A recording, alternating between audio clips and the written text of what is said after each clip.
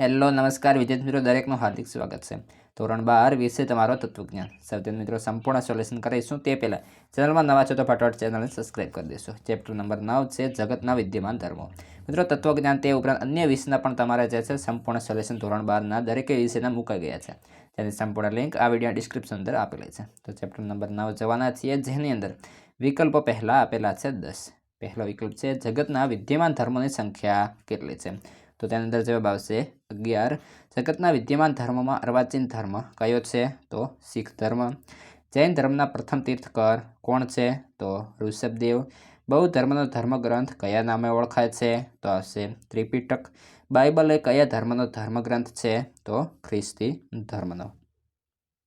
જોઈએ છઠ્ઠા નંબર છે ન્યાય ભાવના એ કયા ધર્મના નૈતિક સિદ્ધાંત છે? તો આવશે યહૂદી ધર્મ.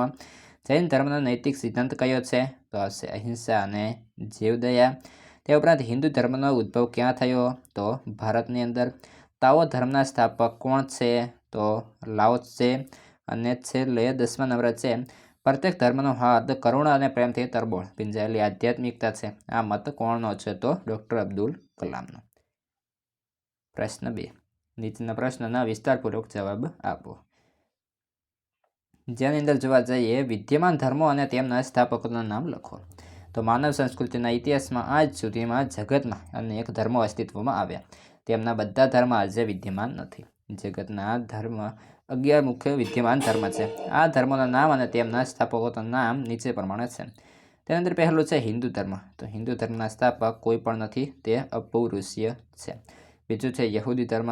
યહૂદી ધર્મના સ્થાપક પયગંબર મોજીદ છે. શિન્તો ધર્મ. શિન્તો ધર્મના સ્થાપક કોઈ નથી. આ ધર્મનો ઉદ્ભવ સ્થાન ચીન અને જાપાન છે.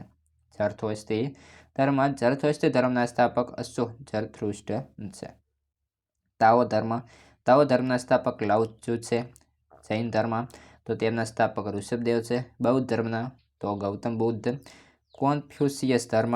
તો તેમના સ્થાપક કોન્ફ્યુશિયસ જ છે. શીખ ધર્મ તો ઈસુ ખ્રિસ્ત. અને ઇસ્લામ ધર્મ તો મોહમ્મદ પયગંબર. અને શીખ ધર્મ તો તેમના ગુરુ નાનક દેવ છે. પ્રશ્ન 2. જગતના વિદ્યમાન ધર્મો અને તેમના ધર્મગ્રંથોના નામ લખો. જગતના દરેક ધર્મોમાં અમુક ગ્રંથ કે ગ્રંથોને પવિત્ર અને પ્રમાણભૂત માનવામાં આવે છે. જગતના વિદ્યમાન 11 ધર્મોના પ્રત્યેકના પવિત્ર ધર્મગ્રંથ કે શાસ્ત્રના નામ નીચે પ્રમાણે છે. હિન્દુ ધર્મમાં તો કે શ્રુતિ અને સ્મૃતિ નામે ઓળખવામાં આવે છે. યહૂદી ધર્મની અંદર યહૂદી ધર્મનો ધર્મગ્રંથ છે. ત્યારબાદ છે શિન્તો ધર્મની અંદર તો તેને કોજીકી અને નિહોનગી તરીકે ઓળખવામાં આવે છે. ઝરથોસ્ત્રી ધર્મ તો કે તેની અંદર ઝરથોસ્ત્રી નામે ઓળખવામાં આવે છે. તાઓ ધર્મ તો તાઓ તે ચિંગ નામે ઓળખાય છે. જૈન ધર્મ તો ત્રિપિટક આવશે. અહીં મિત્રો ત્રિપિટક આવશે. તે ઉપરાંત ગણિત પિટક આવે છે, જ્યારે અહીં આ બૌદ્ધ ધર્મની અંદર ત્રિપિટક આવશે. તે ઉપરાંત છે કોન્ફ્યુશિયસ ધર્મ તો તેની અંદર ક્લાસિક્સ અને બુક્સ. ખ્રિસ્તી ધર્મ જેની અંદર બાઇબલ. ઇસ્લામ ધર્મ કુરાન. શીખ ધર્મ તો તેને શીખ ધર્મના ધર્મગુરુ ગ્રંથને ગુરુ ગ્રંથ સાહિબ અને દસમ ગ્રંથ તરીકે ઓળખવામાં આવે છે. પ્રશ્ન 3. આચરણ યોગ્ય સદ્ગુણો અને ટાળવા યોગ્ય દુર્ગુણો કયા છે? જગતના તમામ ધર્મોમાં બીજા લોકો પાસેથી જેવા વર્તનની તમે અપેક્ષા રાખો છો તેવું વર્તન તમે બીજા લોકો સામે રાખો એ નિયમનો સુવર્ણ નિયમ તરીકે સ્વીકાર કરવામાં આવ્યો છે. સુવર્ણ નિયમને અનુસરીને બીજી વ્યક્તિઓ સાથે વ્યવહાર કરતી વખતે માનવીએ જે સદ્ગુણોનું આચરણ કરવાનું હોય છે અને જે દુર્ગુણોથી દૂર રહેવાનું હોય તે નીચે પ્રમાણે છે. જેની અંદર આચરવા યોગ્ય સદ્ગુણો: અહિંસા, સત્ય, અસ્તે, ઇન્દ્રિય નિગ્રહ. તે ઉપરાંત આગળ છે પવિત્રતા, વિનય, વિવેક, દાન, દયા, ક્ષમા. તે ઉપરાંત પ્રેમ. ટાળવા યોગ્ય દુર્ગુણો તો જેની અંદર કામ, ક્રોધ, લોભ, મોહ. તે ઉપરાંત ઈર્ષા, અભિમાન, આળસ, વિશ્વાસઘાત, અપ્રામાણિકતા અને કૃતજ્ઞતા. દરેક માનવીએ ઉપયુક્ત સદ્ગુણોનું આચરણ કરવું જોઈએ અને ઉપર દર્શાવેલા દુર્ગુણોનું દૂર રહેવું જોઈએ એવો દરેકનો ધર્મનો ઉપદેશ છે. ઉચ્ચ નૈતિક જીવન જીવવા માટે આ સર્વ સામાન્ય આગ્રહ ઉપરાંત જુદા જુદા ધર્મોએ કેટલાક વિશિષ્ટ નૈતિક સિદ્ધાંત પર સવિશેષ ભાર મૂકેલો છે. આ રીતે સમગ્ર માનવજાતની નૈતિક ચેતનાના વિકાસમાં પોતાનું આગવું પ્રદાન કરેલું છે. ચોથા નંબર છે સર્વધર્મ સમભાવ વિશે સમજૂતી આપો. દરેક ધર્મના શાસ્ત્રમાં તે ધર્મના તાત્વિક અને નૈતિક સિદ્ધાંતોનું વર્ણન કરવામાં આવ્યું હોય છે. આથી ધર્મના અભ્યાસ માટે તે ઉપયોગી સાધન બને છે. શાસ્ત્રોનું અધ્યયન અનિવાર્ય પણ છે. અમુક ધર્મમાં અમુક માન્યતાઓનો સ્વીકાર થયો છે કે અસ્વીકાર કે આ બાબતનો આખરી અને સર્વમાન્ય નિર્ણય શાસ્ત્રને આધારે લઈ શકાય છે. શાસ્ત્ર સિવાયના આધારે નિર્ણય લેવામાં આવ્યો હોય તો તેમાં મતભેદ થઈ શકે છે. ધર્મ વિશેની સાચી અને સર્વસામાન્ય માહિતી ધર્મના શાસ્ત્રનું અધ્યયન કરવાથી પ્રાપ્ત થાય છે. કોઈપણ વ્યક્તિ જ્યારે અન્ય ધર્મના શાસ્ત્રોનો અભ્યાસ કરે છે ત્યારે તેને ધર્મનું જ્ઞાન મળે છે. ઉપરાંત પોતાના ધર્મને વધુ સારી રીતે સમજતો થાય છે. વ્યક્તિમાં સર્વધર્મ સંભાવ માટે જરૂરી ધાર્મિક ઉદારતાનો ઉદય થાય છે. ધર્મ માનવીના જીવનમાં અનિવાર્યપણે જોડાયેલો તત્વ છે. આધુનિક માનવી ત્રસ્ત છે કારણ કે તેને ધર્મ અંગેની સાચી માહિતી નથી. જો માનવીના જીવનમાં ધર્મ અંગેની સાચી માહિતી પરોવરાય તો તેનું જીવન ધન્ય બને છે. જીવનને ધન્ય જગત બનાવવા જગતના વિવિધ ધર્મોએ વિવિધ માર્ગો દર્શાવેલા છે, પરંતુ આ માર્ગોમાંથી કોઈ માર્ગને ઉત્તમ અને કોઈ માર્ગને નબળો સમજવો એ માનવીની ધર્મ અંગેની અધૂરી સમજ છે. મારો ધર્મ શ્રેષ્ઠ અને અન્ય ધર્મ શ્રેષ્ઠ નહીં એ માન્યતા મિથ્યાભિમાન છે. આ મિથ્યાભિમાનનું મૂળ કારણ સાચી ધર્મ ભાવનાની સમજનો અભાવ છે. ધર્મના અભ્યાસીઓ માને છે કે દરેક ધર્મમાં સુધારણાને અવકાશ છે. જો હમદર્દી અને સર્વધર્મ સંભાવની ભાવનાથી દરેક ધર્મનો તુલનાત્મક અભ્યાસ કરવામાં આવે તો સમગ્ર માનવજાતની ધર્મ ભાવના પરિપક્વ અને શુદ્ધ સ્વરૂપે પ્રકટ થઈ શકે. ડૉક્ટર રાધાકૃષ્ણન જગતના ધર્મોને સમજવાનો પ્રયત્ન કરે છે. તેમના મત પ્રમાણે જુદા જુદા ધર્મોએ જુદા જુદા પ્રયોગો છે. જો તેમની અસર એકબીજા પર પડે તો સર્જનશીલ સંસ્કૃતિ ઉત્પન્ન થાય. બધા ધર્મો આજના કરતાં ઉચ્ચ અને એક સ્થાયી જીવન જીવવાના પ્રયત્નમાં છે. તેઓ એક જ ધ્યેયની પ્રાપ્તિ માટે પ્રયત્ન કરી રહ્યા છે. એ સર્વના અનુયાયીઓ સાથે સ્નેહ અને મિત્રતાનો સંબંધ બાંધવો તથા સ્વાર્થ બુદ્ધિ અને ધર્મના બળો પર આક્રમણ કરવું એ આધુનિક સમયનું કર્તવ્ય છે. આનંદ શંકર ધ્રુવના મતે ધર્મ વચ્ચેનો પારસ્પરિક આદરનો સિદ્ધાંત ભારતમાં અતિ પ્રાચીન સમયથી સ્વીકારવામાં આવ્યો છે.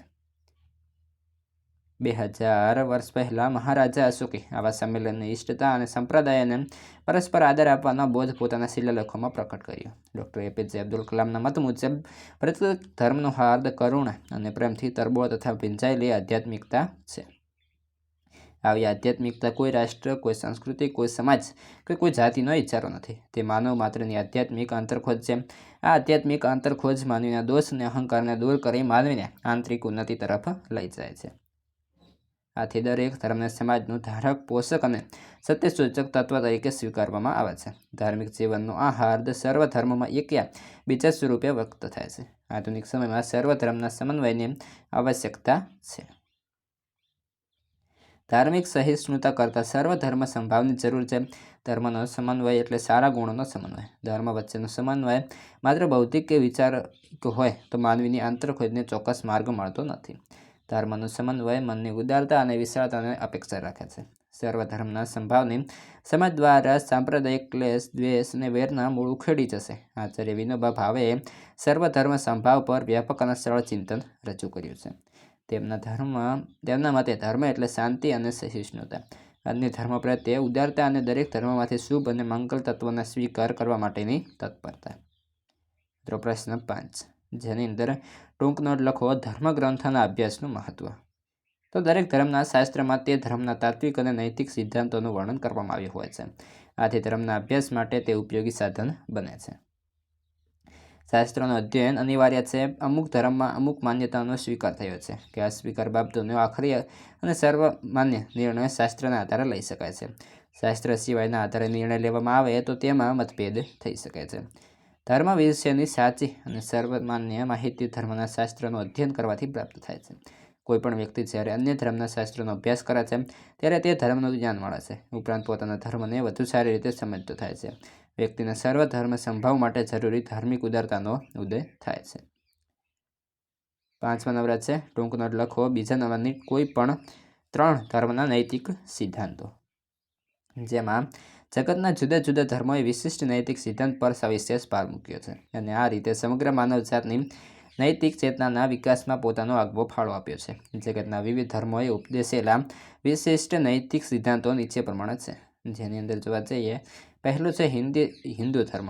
સાધારણ ધર્મ ઉપરાંત પોતાના વર્ણ અને આશ્રમના વિશેષ ધર્મના પાલનનો આગ્રહ અને ધાર્મિક સાધનને લગતું સંપૂર્ણ સ્વાતંત્ર્ય. 2. જૈન ધર્મ. અહિંસા અને જીવદયા. બૌદ્ધ ધર્મ. અહિંસાથી ફલિત થતી મૈત્રી, કારુણ્ય, મુદિતા અને ઉપેક્ષા એ 4 ભાવના. શીખ ધર્મની અંદર તો નિર્ભય તથા નિવેરપણે અન્યાય અને દુષ્ટતાનો સામનો કરી ધર્મ સંસ્થાપન માટેનો આગ્રહ. 5. ઝરથોસ્તી ધર્મ. પવિત્રતા અને ન્યાય ભાવના. યહૂદી ધર્મ. ન્યાય ભાવના. ખ્રિસ્તી ધર્મ. માનવ સેવા અને પ્રેમ ભાવના. ઇસ્લામ ધર્મ. માતૃભાવના અને જકાત. 9. કન્ફ્યુશિયસ ધર્મ. રાજા અને પ્રજા, પિતા અને પુત્ર, પતિ અને પત્ની, મોટા ભાઈ અને નાના ભાઈ તથા મિત્ર આ 5 સામાજિક બંધનોને લગતા કર્તવ્યનો આગ્રહ. 10. તાઓ ધર્મ. નિરાભયમાનમાંથી નિષ્પન્ન થતી નિવૃત્તિ પરાયણતા. 11. શિન્તો ધર્મ. તો વફાદારી અને રાષ્ટ્રભક્તિ. મિત્રો, આ હતું સંપૂર્ણ સોલ્યુશન. હવે આગળના ચેપ્ટરનું અને અન્ય વિષયનું સોલ્યુશન તમને આ વિડીયો ડિસ્ક્રિપ્શનમાંથી મળશે. ત્યાં વોટ્સએપ, ટેલિગ્રામની લિંક આપેલી છે, એ પણ જોઈન કરી લો.